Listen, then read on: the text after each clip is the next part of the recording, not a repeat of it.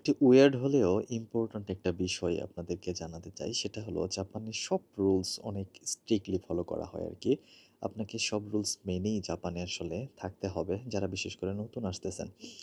তো এরকম একটা নিউজ আমি গত কিছুদিন ধরেই আমি দেখতে পাচ্ছি। সেটা হলো যে জাপানে একটা ট্যাক্সি ড্রাইভার সে কি গাড়ি চালানোর সময় রাস্তায় কিছু কবুতর খাবার খাচ্ছিল। তো তাদের উপর দিয়ে চলে যায় আরকি। এতে করে কয়েকটা কবুতর মারা যায়। তো এটার এগেইনস্টে অনেক স্ট্রিক্ট একটা অ্যাকশন নেয় পুলিশ এবং তাকে ধরে এবং তার যেটা করা হয় সেটা হলো যে সে আসলেই মেরেছে কবুতরগুলোকে, এই কারণে তাকে ১ বৎসরের জেল দেওয়া হয়। তো সকল নিয়ম মেনেই জাপানে চলতে হবে। কোনো রুলকেই আসলে অবহেলা করে চলতে পারবেন না।